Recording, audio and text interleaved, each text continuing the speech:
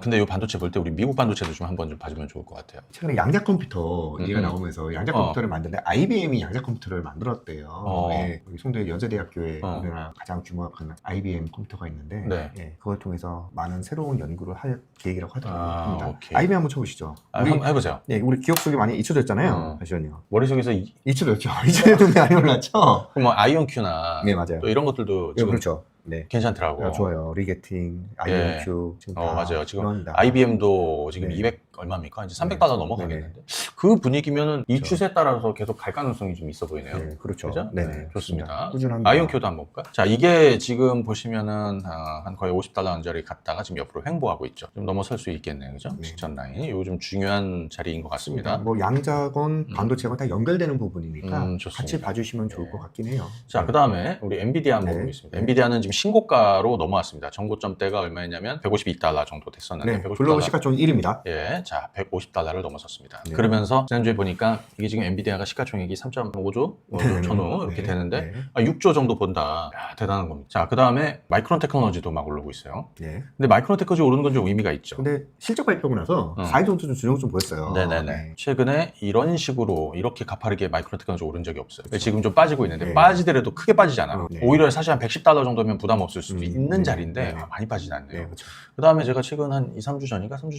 3주 전부터 그 구고처에서 두 가지를 밀어드렸어요. 네네. 엔비디아 후속으로 AMD. 네. 이제 때가 됐다. 네. 물론 경쟁 상대는 아니지만 얘가 GPU도 하고 CPU도 하는데 그럼요. 네. GPU는 엔비디아. 엔비디아하고 경쟁하고 있고 네. CPU는 이제 인텔이랑 하고 네네. 있는데 이게 최근에 그때가 요즘 되거든요. 한 120달러. 지금 이제 올라가고 있고 이제 좀 눌리는 자리인 것 같아요. 이런 눌리는 자리들이 좀 기회가 될 수도 있으니까 네네. 한번 보시면 좋을 것 맞아요. 같고 또 하나는 암홀딩스. 요거는 제가 지난 6월 뭐 첫째 주, 둘째 주쯤에 이제 소개를 해드린 건데 한 130달러 중반 정도, 160달러. 근데 이게 이제 정고점이 얼마냐면 180달러 후반입니다. 190달러라고 한번 보시죠 그냥. 근데 이번에는 이게 나스닥, S&P 500 다 고점 돌파하고 이런 식으로 가게 되면 사실 얘들뿐이 아니라 거의 대부분 다 따라가는 거예요. 그렇죠. 그렇죠. 맞습니다. 네, 다 예. 따라가는 거예요. 네. 네, 그래서 이런 것들은 좀 눌릴 때 나중에 좀 관심 있게 보시면 좋겠다. 삼성전자랑 네. 한번 보겠습니다. 근데 이제 반도체 위클리 이번 주도 반도체 위클리 지난주부터 오늘까지 나온 내용이니까요. 네, 어떤 내용이 있었는지 예, 보죠. 뭐 좀 중요한 내용들만 좀 구축구축한 것만 가져왔고요. 네. 삼성이 퀄컴 2나노 공장 그게 임박했다. 이거는 좀 호재성 재료이긴 하죠. 근데 좀 묻혀있긴 하지만 아유, 무거워 진짜. 네, 파운드리 회복세가 가속화되고 있다. 네, 네, 쪽으로 희망사항인 것 같긴 하지만 네. 계속 뭔가 하고는 있습니다. 네, 좋습니다. 그리고 마이크론 실적 발표를 했는데 HBM 매출이 50%가 증가를 했다. 결국 DRAM 쪽의 대부분은 HBM에서 나왔다. 네. 삼성이 빨리 마이크론을 쫓아가야 될 것 같긴 해요.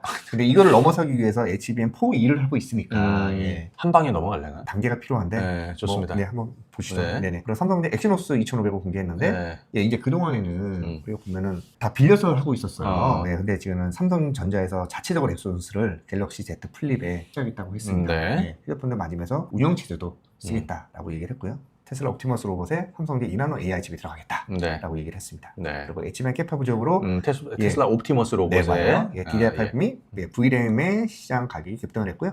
VRAM이라는 거는 비디오 그래픽 처리 장치에 사용되는 전용 메모리라고 보시면 될 것 같아요. 아무래도 계속 말씀드리지만 DDR4 라인을 레거시 라인을 HBM 쪽으로 옮기다 보니까 DDR4 가격이 DDR5보다 올라오는 어떤 역전 현상이 생겼습니다. 그러다 보니까 전반적으로 이 시장이 지금 수요보다 공급이 현저하게 줄어들면서 가격이 급등하고 있는 그런 상황이었고 지난주에 말씀드린 나냐 같은 경우는 가격 자체를 제시하는 걸 당분간 좀 멈추겠다 할 정도로 최근에 좀 공급이 좀 딸리고 있는 그런 모습을 좀 보여줬었습니다. 그리고 삼성전자 미테일러패 내년 초에 양산 라인을 투자하겠다라고 하면서 그래도 삼성전자는 미국에서 계속해서 꾸준하게 투자를 해서 현지에서 한번 승부를 보겠다라는 얘기를 하고 있는 것 같고요. 파운드리 쪽을 삼성전자가 진행할 걸로 일단 보여주고 있습니다. 좋습니다. 예. 다음 거 있죠. 이거 오늘 네, 맞아요. 자, 오늘 영향 좀 주다가 말았는데 어제 저녁에 나온 뉴스이고요. 오늘 장초반에 강했던 원인 중에 하나였습니다. 6세대 디램. 그러니까 이걸로 이제 바로 뛰어넘는 거죠. 5세대가 아니고 바로 6세대로 뛰어넘어서 할 건 하는데 반전을 과연 꿈꿀 수 있을지는 의문을 갖고 있긴 하지만 뭔가 계속 하고 있는 건 맞습니다. 그래서 일시 6사대 순으로 지금 들어갈 걸로 예상이 좀 되고 있어서 이걸 사용하게 된다면 하반기에 엔비디아 퀄테스트 통과가 가능할지 관심이 몰리고 있는데 가능할 걸로 좀 긍정적으로 보고 있는 오늘도 그 얘기가 있었잖아요. 있는 것 같아요. HBM3 12단 뭐 엔비디아 네, 맞습니다. 이제 공급이 이제 얼마 남지 않았다 하는데 네네. 뭐 계속 나왔던 얘기지만 사실 또 이게 실제로 이루어져야 바닥 탈출이 본격화되는 명분을 명확하게 줄 수 있다. 그렇죠. 라는 생각이에요. 그 사이에는 계속해서 기대감 싸니까 네네. 그렇죠?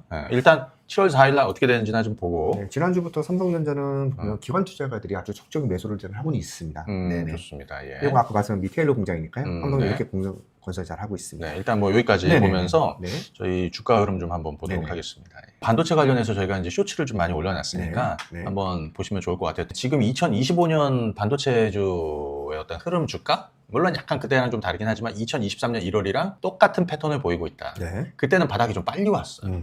그리고 그때서부터 거의 뭐 빠르게 움직였었는데 지금은 서서히 움직이고 있는 중입니다. 그렇죠. 하지만 네. 2023년 1월이랑 좀 비교를 해봐야 된다. 네. 자, 이걸 좀 보시면 좋을 것 같고요. 주가 좀 몇 개 보겠습니다. 삼성전자부터 한번 볼까요? 오늘 그 6월 수출 데이터가 발표가 됐는데 네네네. 수출 데이터가 정말 잘 나왔습니다. 반도체도요. 물론 뭐 HBM 위주긴 하지만 D램에 대한 네. 기대감도 좀 많았던 하루였던 것 같긴 해요. 네. 네. 자, 삼성전자가 오늘 주가는 좀 아쉽게도 좀 뭐라 해야 될까? 네. 오르다가 좀 밀리는 네. 이런 네. 흐름이었습니다. 네. 좀 아쉽죠? 무겁긴 해. 네, 아쉬워요. 근데 이제 잘 보시게 되면 아직도 6만 원이에요. 네, 6만 원. 6만 원. 이제 아직도? 근데 아니 네. 아직도 근데 사실은 가만히 보면 이게 많이 오른 거야. 왜냐면 여기가 53,700원 그냥 54,000원이라고 치면 지금 그래도 10% 이상 오른 거죠. 네, 그렇죠. 네, 그죠? 네, 네. 삼성전자 굵직하게 이제 투자하시는 분들 많으니까 아마 시간에 대한 보상을 충분히 그렇죠. 네. 받을 수 있지 않을까 이런 생각을 합니다. SK하이닉스 볼까요? 네. SK하이닉스는 우리가 이제 목표가 없이 간다라는 의견을 좀 드렸었는데 지금 목표가 없이 흘러가고 있고 정고점대 24만 원대를 이미 좀 넘어섰습니다. 네네네. 최근에 사실 뭐 워낙 강해가지고 근데 실제로 이제 가만히 보시면 뭐 어때요? 수급은 그냥 그닥 좋지 않죠.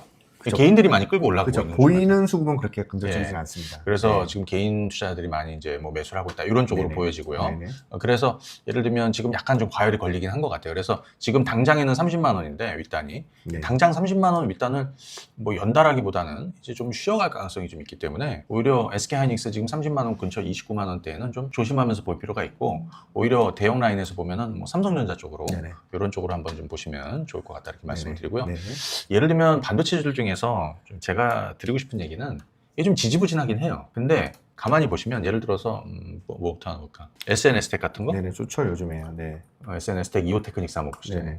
SNS텍도 가만히 보시면 사실 꾸준하게 올라오고 있죠. 네네. 내가 드리고 싶은 얘기가 뭐냐면 어찌됐든 꾸준하게 스물스물 올라오고 있다는 거예요. 뭐 저점 대비 많이 올라온 건 한 30% 가까이, 네. 못 올라온 건 한 10%? 맞아요. 뭐 그 정도 선에서 왔다 네. 갔다 하고 있는데 거의 대부분이 비슷하게 저점에서 조금씩 움직여주고 있다 이렇게 볼 수 있겠고 이오테크닉스도 한번 보시죠. 우리 네. 연기금이 뭐 꾸준하게 매집하는 종목으로 해서 3주, 네, 그렇죠. 한 4주 전부터 좀 우리 드라이빙 토크에서 말씀드렸는데 오늘도 장막판에 좀 강해지는 흐름이었습니다. 예. 자, 보시게 되면 이런 하락 추세선을 넘어섰고 네, 맞아요. 최근에 바닥은 쳤고 네. 어찌됐든 저점을 꾸준히 높여가고 있는 거는 분명하죠. 거의 대부분이 약간은 이런 느낌이에요. 그래서 반도체주들은 좀 시간 투자를 좀 해줄 필요가 있고 내가 그런 얘기를 하나 드렸는데 그냥 공평하다. 지금 시작하나 나중에 네네. 시작하나 대부분 좀 공평하다. 아직 못 올랐기 때문에.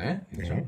자, 한번 보겠습니다. 이거는 리노공업입니다. 네. 굉장히 강하고 그다음에 또 네. 다른 오늘 AD 테크놀로지 네, 맞습니다. 디자인하우스 쪽에서 AD 테크놀로지도 네, 오늘 앞서 말씀드린 삼성전자 네. 그 긍정적인 6세대 음. HBM 얘기 나오면서 결국은 뭐 디자인하우스 쪽이 또 잘 해줘야 근데 되잖아요. 가온칩스는 좀 약했어. 네, 가온칩스가 최근에 좀 강했습니다. 최근에 먼저 상대적으로. 올랐기 때문에 그런 것 네, 같고 그런 것 같아요. 이게 좀 네. 돌아가면서 디자인하우스도 네, 움직이더라고 맞아요. AD. 네네.